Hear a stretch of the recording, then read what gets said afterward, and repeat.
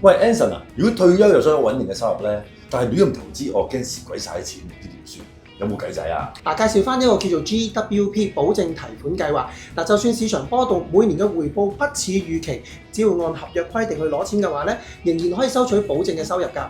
不過要小心喎，坊間好多廣告咧，只係講保證啫，未必會講清楚保費嘅總額係幾多啦，提款超額會點啦，重設條款會點樣啦。想買得安心咧，就要用一致嘅口徑去比較啦。例如個條款內容啦、現金流同埋成本，記住要了解清楚先好決定啊。哇，咁投資嘅嘢都係問一問 Anson 好啲啦。你好，我係 Anson， 加拿大嘅保險理財經紀，我做到銀行做唔到嘅，銀行做到嘅我都做埋。大家好，我係 Philip Lau CPA， 執業超過15年，我嘅服務包括有個人報稅、公司報稅、新移民嘅稅務、跨境稅務、公司企業稅務等。我哋最重視嘅係準確、專業，普通話、廣東話、英語全程溝通。我 Philip Lau 稅務幫到你。嗱，啱日本翻嚟啦，今次咧我去日本咧使用咗 WiFi Buddy 嘅 eSIM 嘅。咁我幫襯咗之後咧，佢 send 條 link 俾你，然之後將條 link 一撳就變條 QR code 啦，用 iPhone 一 scan， 哇，即刻用得喎，快到我自己都驚啊！我日本即刻問客服啦，喂，我 scan 即刻得嘅，喂，快到咁係咪真係用緊㗎？個客服即刻覆我，佢話係啊，用得好好添。原來咧 iPhone 最高階嘅 OS 咧係乜都唔使搞，一 scan 就即刻用得。但如果你低一格嘅 OS 或者係 Android 電話嘅話咧，就要 set 一 set，咁都好簡單嘅啫，好快就搞掂㗎啦咁樣。所以呢個 WiFi Buddy 啊，真係超掂啊！阿叔我強力推介。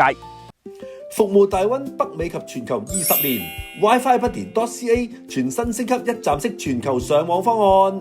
郵輪 eSIM 比船上 WiFi 平一半，海外 eSIM、數據 SIM、WiFi 機租賃，無論郵輪、旅遊、商業出行 ，WiFi Buddy 都為你提供穩定、簡單、即插即用嘅連線體驗，一卡在手，全球暢行。The Big Van。好啦，嚟到伊東嘅第二日啦。尋日上完大塞山啦，今日我哋去小塞山。嗱，尋日醒目啦，買咗巴士套票咧，今日全日都係搭巴士嘅。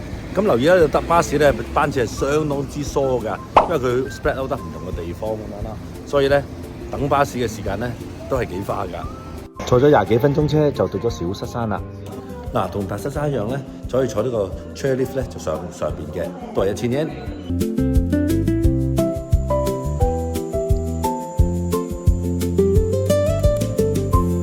喂，唔同嘅地方咧就係咧，我哋又笨咗啦。其實可以買單程上行翻落嚟嘅，我就唔覺意買咗雙程就1000，單程600㗎咋。同埋呢個咧係單軌嘅啫喎，一個人坐，冇安全帶冇剩㗎，就咁掹住嘅咋，記緊要掹實啊！呢一個最危險嘅地方咧就係咧同啲 friend 咧上面傾偈啊，擰來擰去嘅時候咧，射落去嘅閉翳嘅。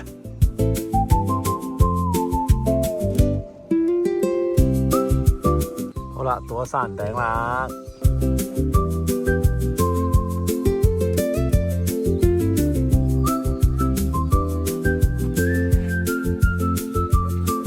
咁咧小塞山咧又細過大塞山好多啦，呢個圈都細好多啦。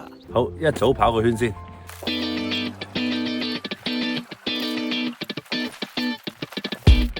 有冇1分鐘啊？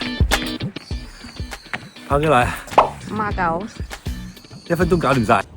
嗱，山頂上面呢條間咧叫 Cafe 321嘅嚇，佢有呢個 Misora 即係呢個山啦，小塞山嘅特飲嘅，咁啊紅色、藍色咁樣咯，咁啊一杯咖啡正常價喎，冇話遊客區嘅價錢喎，係嘛？都係550做 coffee 嚇，有冇試下啦？喂，呢個真係好打卡喎！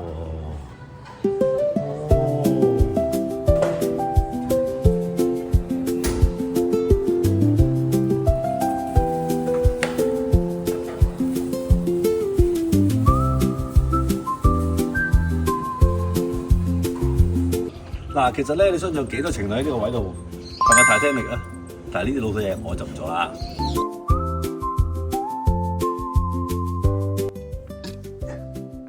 咦，嗰邊就係大塞山咯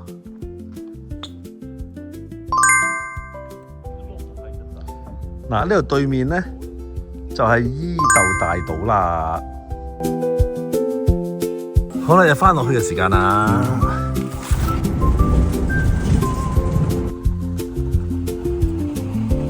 嗱，坐咗成個鐘頭車咧，終於嚟到呢個城騎海岸啦，就有條吊橋嘅，咁啊有吊橋咪行下咯，係嘛？喺完全冇指示之下咧，都係跟住前面啲人行啦，或者睇住個 Google Map 咁就穩陣啦。到啦，門協橋，好似去咗流浮山咁樣，好多人自己曬鹹魚喎呢度啊！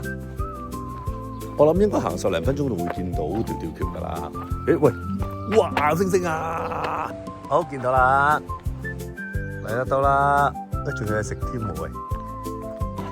咁即係話，而家我哋喺呢度咧，咁啊行多一陣就到條吊橋啦，然之後咧再去翻動物園呢邊走人嘅兜個圈咁咯。喂，咁多級嘅瀨嘢啊，變咗行山喎今日。喂，呢度下邊啊，我哋企喺度嗰啲咧，我哋企喺度上面嗰啲，全部都係當年啊4000年前啊大西山噴出嚟嘅熔岩嚟㗎，全部都係大西山噴出嚟熔岩。我哋腳下邊踩住嘅就係呢啲熔岩啦。誒，見到啦，見到啦，哇！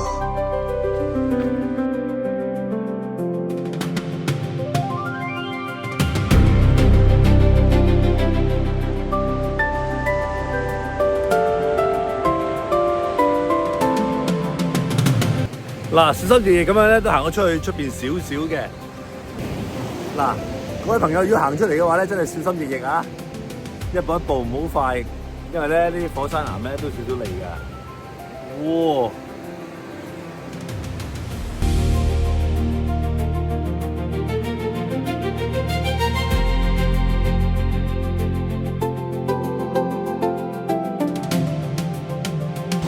唔係話有人喺度釣魚添啊！哇，唔係話有人喺度釣魚添，有冇太危險喂？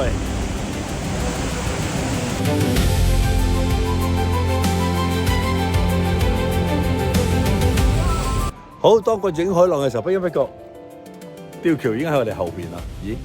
比我想象中短咗少少。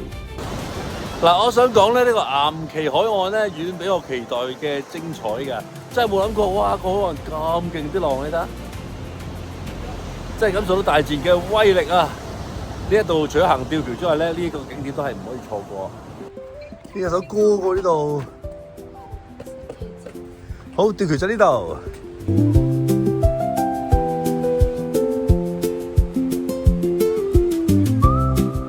嗱，可能溫哥華都好多吊橋啦，係嘛？所以呢一條咧，感覺上都係普普通通。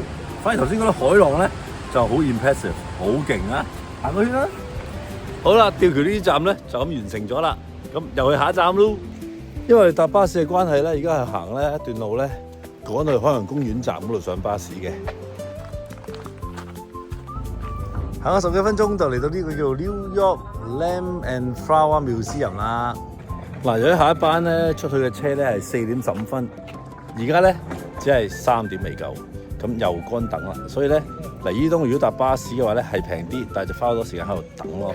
好啦，嚟到伊豆呢一個 set 啊，呢一 part 嘅尾站啦。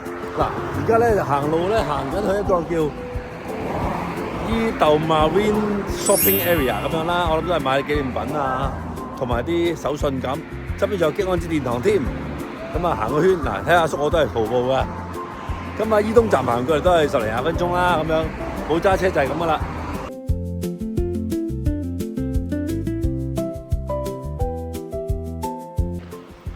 有啲似 Stephen 嘅漁人碼頭啊，我覺得。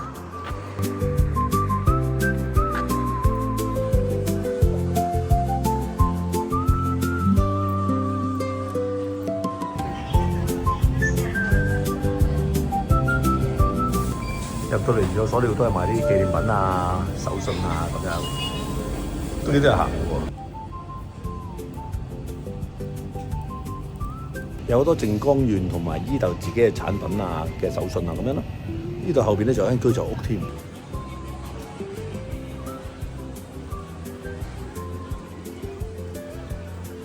有呢度最出名嘅金木雕，仲有專賣伊豆產品嘅鋪頭添。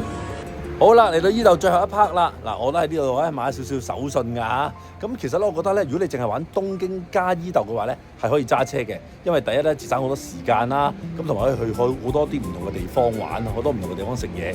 但因為我要去其他點啊，因為今次行程咧有啲迂迴去其他點，所以我就冇選擇去揸車。所以下次嚟咧，我都考慮下揸車先咁樣咯。伊豆咧呢個地方1、2日 OK 夠晒，食下金目雕非常之唔錯。好，多謝晒大家收睇。 The Big Van